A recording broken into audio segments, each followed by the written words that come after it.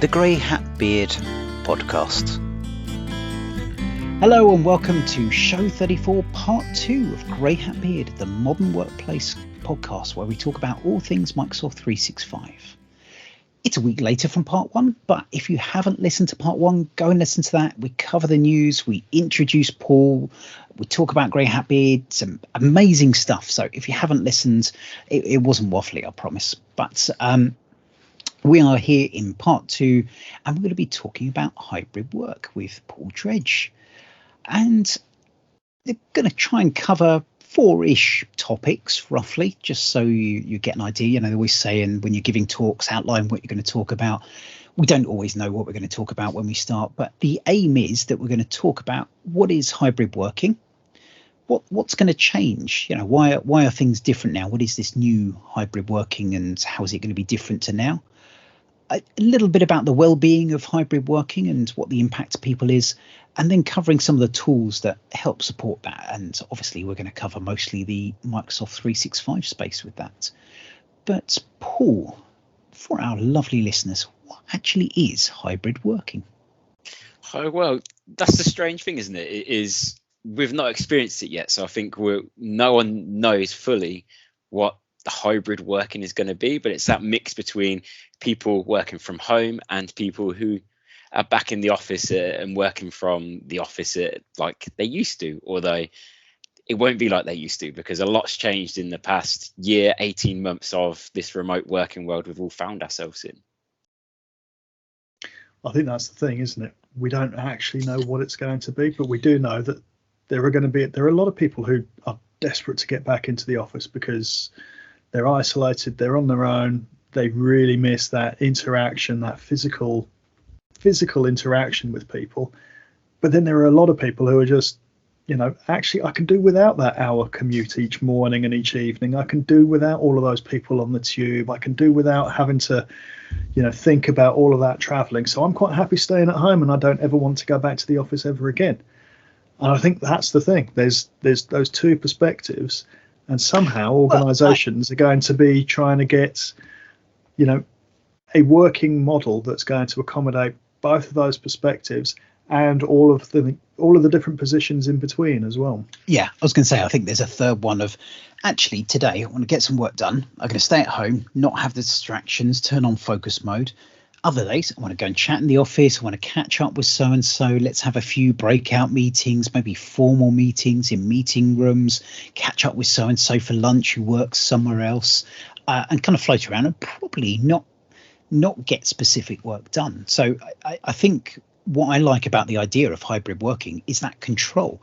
It's that flexibility. Whether you do it ad hoc in the morning and decide where you're going to go, whether you plan ahead, I would hope more for that for other people's sake on there, but giving you that flexibility to do the same thing in different places. And I think, to me, that's what hybrid working is. It's that capability of being able to do your job wherever you are and be able to move to that, and for everyone else to be able to do their job at the same time, not having to flex just around you, but having that capability in there as well. I think that's the key thing, is that flexibility.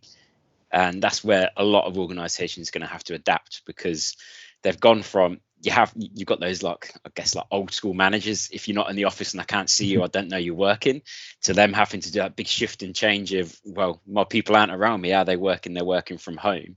And then it's bringing them back into the office, but making it flexible for those people. Like you say, you're going to have some people that want to be in the office probably every day because they've hated life being at home on their own.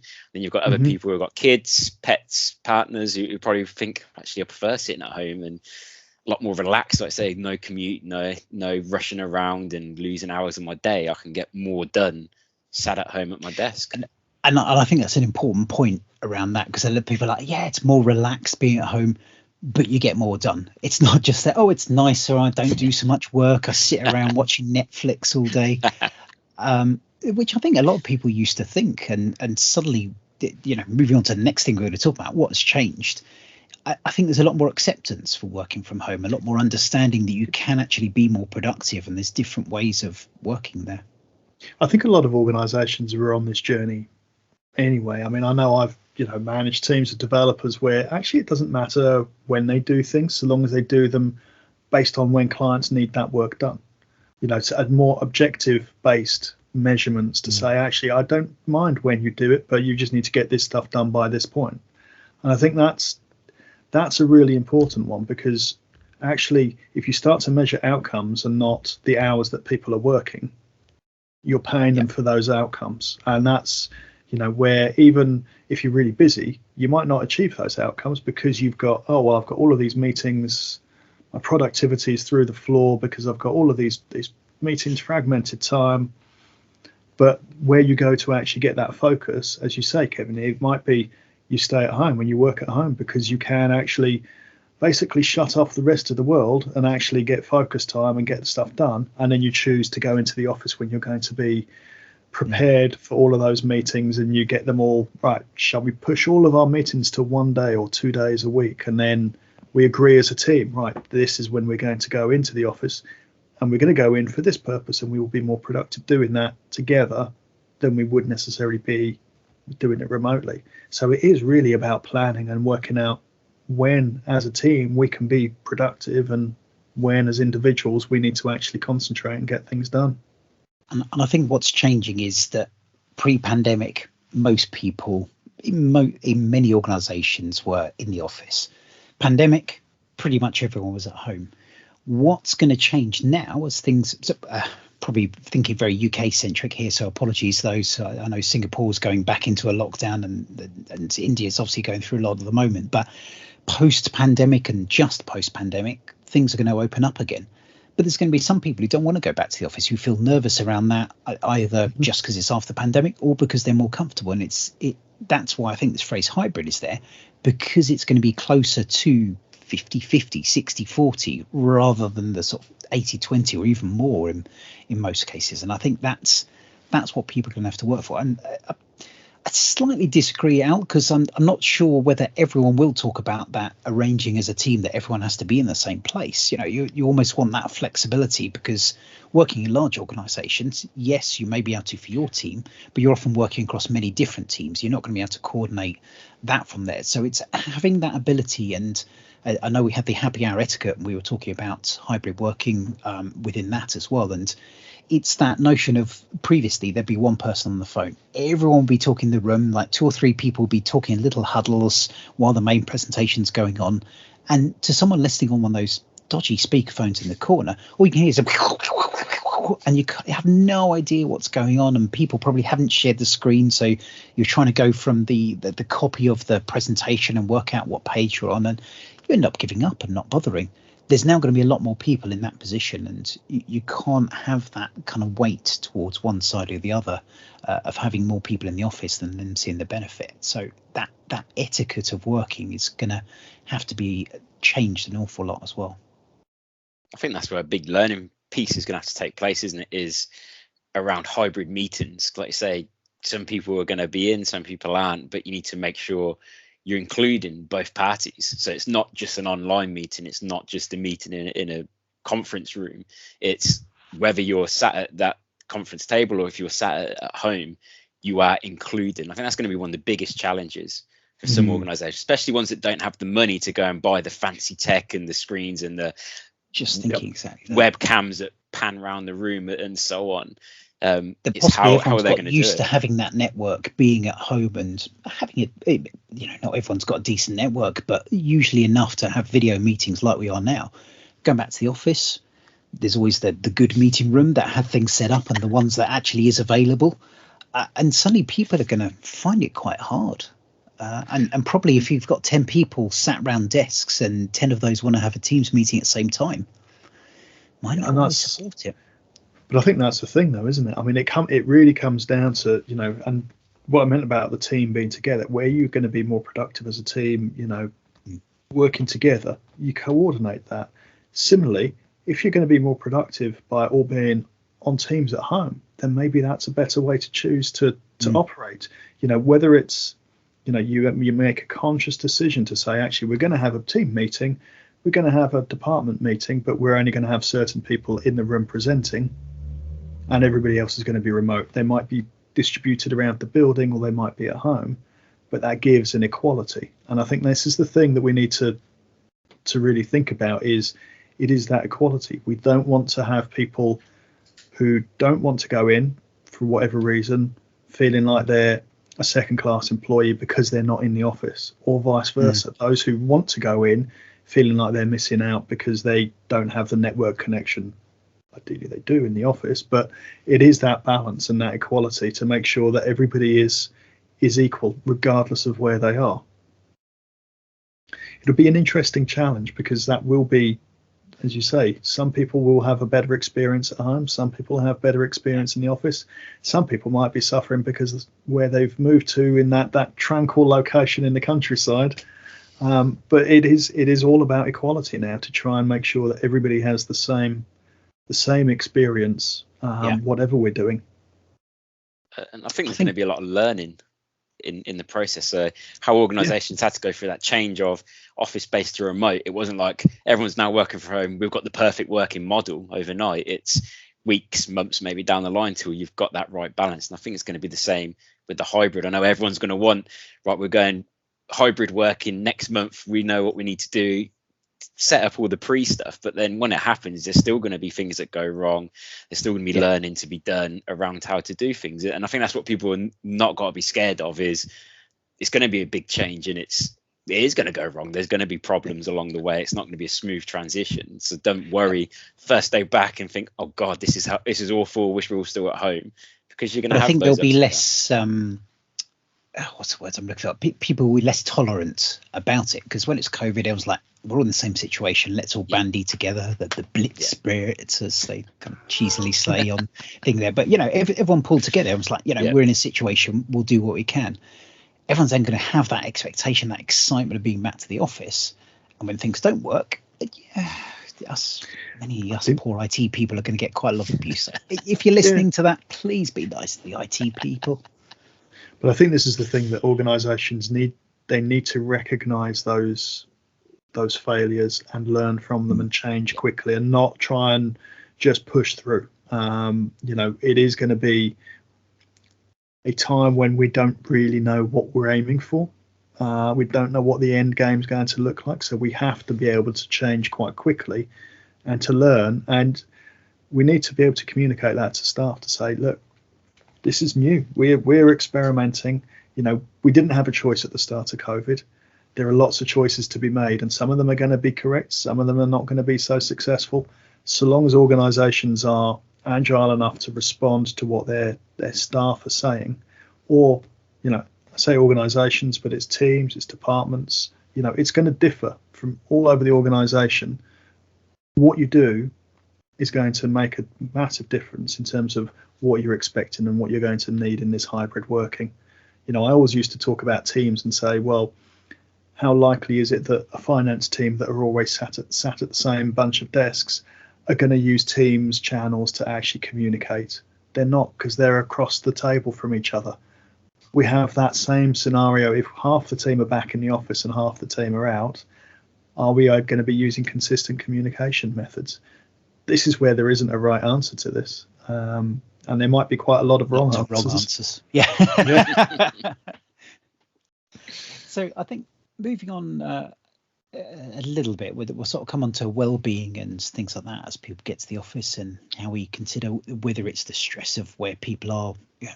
I think it's fair to say most of us have been doing longer hours by being at home, because it's a lot easier. That extra time you saved on a commute has been spent doing extra work in many cases, and or logging on and doing things later. But just before we get to that, I think you talked about how people want to be back in the office. One of the big things, and Simon Garfield put a great post from the MIT Sloan Management Review saying what happens if absorbing by observation disappears. And it's this people who are learning, and generally you think about younger generations who sort of in the office, they absorb what happens, they see what people do, they see how people act. It's not the formal training, it's the they gradually get that feel. It's that tacit knowledge, if you're looking for the knowledge management perspective of things, that's just absorbed. And what has happened, and there's a great article I'll put in the show notes for people who want to read that talks about the impact of that. And I think Microsoft with Viva Topics and various other things have been looking at how they can try to support that a little bit more, how they can make this happen from a better way, whether it's kind of scheduling more time with people to actively spend stuff looking over, or just having meetings while you're doing stuff and trying to work together. But it's still, I think it's fair to say, it's not the same as being there and just overhearing conversations as well. As a culture, we learn from observation. It's the way we learn from being a baby upwards. And I think you're absolutely right, that how we start off in our career, I mean, we're all quite lucky. We're all established. We know what we're doing. We know what skills we have. We know what technology we're working with. We know what our jobs entail. And we're in a position to kind of, rely on that expertise, that experience. But people starting out, graduates, interns, school leavers, they need to see how people act. And that's more valuable than them, being able to just see it on a screen. They're not going to learn in the same way. And I think that's something that society is going to have to establish, what the long-term impact of this will be, not just in a workplace, but, all the way through school age. What is the impact of kids who have missed a year of that interaction with other kids at various stages in their development? In education, that's one thing. I know kids who've gone off to university and gone, well, actually, I'm not learning anything. I'm not learning, and what I mean by that is not learning that life experience of, I'm away from home for the first time, I'm making friends, I need to be responsible. While I'm locked in my halls, I'm not learning any of that stuff. Now, you see, the problem, while I was at university, I learned all that bit and none of the things I was meant to be learning. But absolutely, maybe that would have been an advantage. That's part of the fun of going to university. Absolutely. But I think that's that life experience. When you start out in your career and you work, it's observing how people interact is massively important. To understand, what is expected, and especially as culturally, there is such a big gap now between different age groups in terms of the way they approach technology, the way they approach collaboration and communication. It's a real challenge that I think a lot of younger people are going to struggle with, and a lot of older people are going to struggle with those younger people coming in. Yeah, and we were jokingly talking about it before the show started, of do as I say, not as I do. But you learn quite a lot from what people do, not what they say. Maybe not always good, sometimes bad, but you kind of learn the realities rather than just the sort of nice shiny thing that people want to put out on there, and that disappears. So, and I think that's impactful to people's well-being, because they're almost targeting, always doing the right thing. Like, how on earth do people manage to go through their tasks at the beginning of every day and close off things properly at the end of the day? How do they actually do that? And when you see them, they're not actually doing, apart from you, Al, I know you do, but most people in reality don't manage to do that often. And it's quite easy when you're at home to hide that from other people, whereas when you're there in the office and you see people nattering for hours on end, it kind of helps you see the reality versus, I don't want to get into the social media bubble and things like that, but you see more of the reality of things too. But then you get the opposite end of that, of people are working really, really long hours to actually get all of that stuff done because they don't have the hours during the day. And I think this is, you said in the last week's session around the news, I'm doing Viva Insights. Well, it seems to be every conference going at the moment, but it's because it's so valuable. It's such an important way to understand what our behaviors are, and to then assess, are we burning out? Are we collaborating? Are we being productive in what we're doing or not? And we've never had that kind of insight into our working behavior before. And it's intriguing to see how that's going to be used. Apart from watching people, but not remotely. Looking over their shoulder to see how many unread emails they've got in their inbox. Yeah. But I think it's intriguing to see how that kind of data will actually help us identify patterns and behaviours that we can start to say, well, actually, for Team A, that's really working well. Let's try and encourage that behaviour because it's working for their job role. I think that'll be invaluable as we go through the next year. So So, Paul, do you think there's any other bits of well-being as people kind of return to the office or have that hybrid working that's important at the moment? Yeah, definitely. I mean, just going on what I was saying there about the insights and looking into things, which is great for remote working, but it's going to be interesting when people do start going back to the office and what the insights are showing, because like you were saying, Kevin, the people nattering throughout the day and stuff like that. I mean, obviously insights is going to pick anything like that up, but with Teams and such, if you're doing that conversation, that off ad hoc type of call, then obviously the insights are picking that up, and it shows that you're perhaps working more than you actually are, because some of the conversations are, let's talk about EastEnders yesterday and just have a quick catch up and a tea or whatever it may be, whereas in the office that isn't recorded, is it, in insights, because you're there around the drinks machine. You've identified the gap. It's not being recorded. We need something like Alexa recording it all, to then do the analysis to say, is it work related or not? That's what we need. I love this idea. Go into Viva Insights. So what have you worked out? Well, I know what's going to happen in EastEnders. I've predicted forward now based on all the conversations going on. Yeah, that wouldn't be too helpful. Yeah, no, I think around well-being that there's that big thing, isn't there, about people feeling that they have to come back to the office, and that force. We've touched on it a little bit, but I mean, there's, like I said earlier on, that old school manager that wants to see people, and that's how they know that people are working, which has sort of changed over the lockdown. But is that people's well-being going to be affected in the sense that they feel like they have to be in the office, they don't want to be there, they've got worries about going back and so on, sort of social anxiety of going back and meeting people. I've spoken to people about this, but yeah, definitely. Yeah, and just the fact as well, like, I mean, I had the privilege of getting out and about in the real world of work, away from my desk with a customer.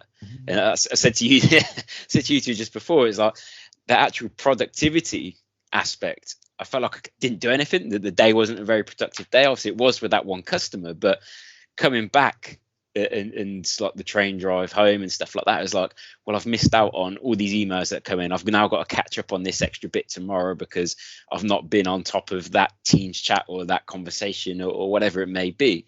And that's from my type of work of working with customers and such. But if you're in an office and going back, is there going to be that element of, you've got a lot of face-to-face work happening, and like I say, you're having chats with people, which is eating into your time in the day and such. But then you're going to have the people that are working remotely who are pinging you in Teams, who are sending chat messages, who are still expecting that instant reply, that document being done and so on in that same time frame and such. Yeah. So I think there is going to be a big aspect of adapting there as well.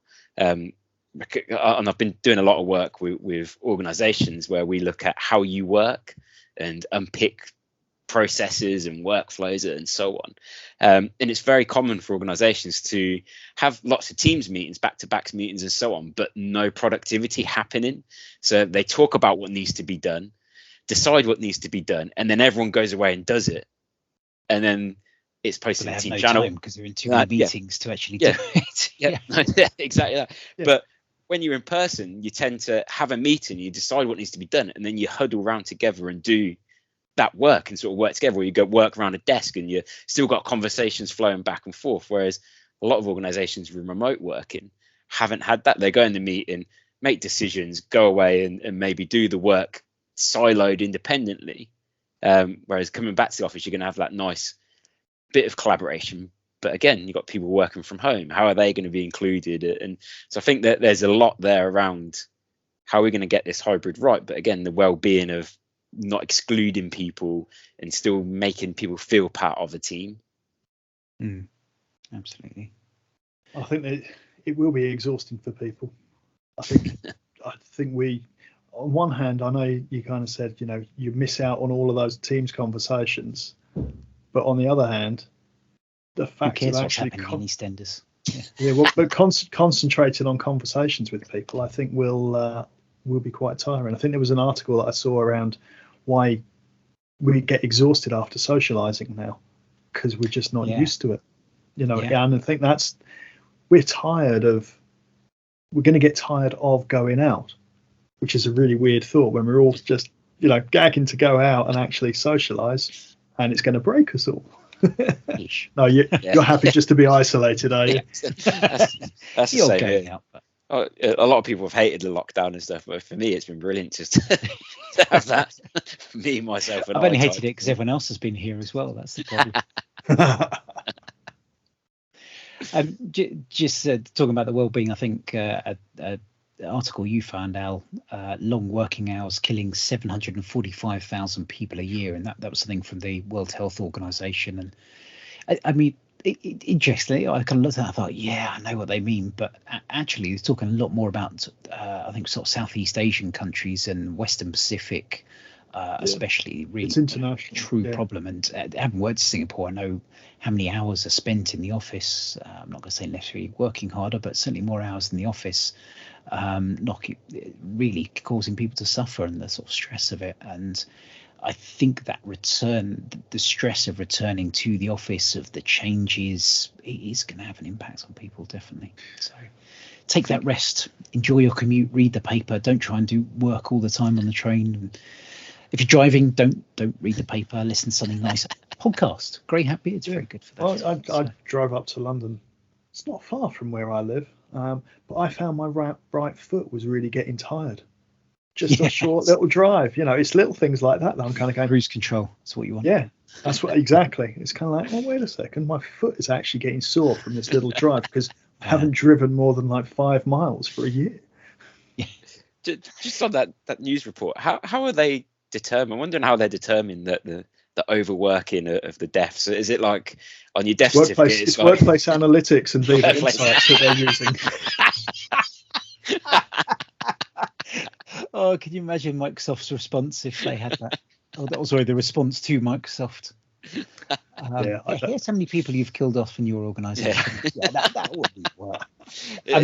Before I say something too bad that I'll need to bleep out, it was more about the people with high risks of strokes and heart disease. So kind of causes of death that are generally linked with stress and things like that, and looking at the number of people working long weeks. So you can prove anything with statistics. 745,000 does sound very high. I mean, that was I thought it was since 2016, but no, that was in 2016. So yeah.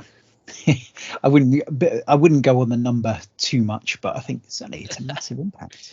The number would be a lot lower now, wouldn't it? Because everything would be COVID. Yeah. So we said that the final part we talk about were the tools supporting hybrid working. But for us as a Microsoft 365 podcast, it's pretty easy. It's just Teams, isn't it? Yeah, Teams and the Viva updates, connections, I can see being a big part of that. And I hate to say it, but Yammer, I think, is going to be a big comeback. Oh, interesting. Why'd you say that? Yeah, I think Yammer is going to play a big part in this hybrid working because, again, for that communities piece. And I think organizations are going to start seeing where Yammer fits in for those people working from home, interacting with people in the office. I know a lot of people use Teams for kind of the social aspect, but I think we need to move that away from Teams, and Teams being that workplace and the Yammer communities being that, what happened in EastEnders yesterday, dog walking clubs and stuff. And I just think Yammer's now got its place. It's got a having purpose that natural separation between the two, so that again, it's like having your personal phone and your work phone. You go here to chat about things more generic, not your active tasks, and you go here for your kind of active staff stuff. I think that's a really nice point, actually. I mean, I think Yammer has always sat in that space really well. I remember, launching Yammer, and it only took off when we started a mountain biking club. Then it really took off, and everybody went, right, we understand how this can work. Yeah. But I think if you sell to management, say you've got to spend all the money on licenses so people can talk about mountain biking, it doesn't go down so well. The reality of what it actually helps is huge, but it's getting that initial thing over the line quite often. So from my perspective, I think the tools for being able to minimize distractions are really going to work well as well. Being able to actually put focus mode in and actually use the Viva Insights app to book focus time, being able to put D&D on, being able to, set your work mobile so that it's people off. listening, D&D meaning do not disturb. Do not disturb. Yeah, not Dungeons and Dragons. But yeah, I think those kind of tools will really help. But I also think, being able to have meetings, what Teams has done to allow the responses, the reactions within meetings, chats, having more control, more granular control over all of those things now, just from having a user group and being able to say, actually, we can set the lobby, we can change the lobby, we can, mute everybody when we want to. All of those more control over the audience gives more equality, so we can actually do the same thing to everybody. And I think that will help as well. Absolutely. I was laughing slightly as we were talking about focus, because just as you'd said that, I got distracted on BBC News by another article saying apparently the UK is having a Cadbury 99 flake shortage going on at the moment. So as you were talking about focus, I was getting completely distracted by that, but I've closed it now. Squirrel over there.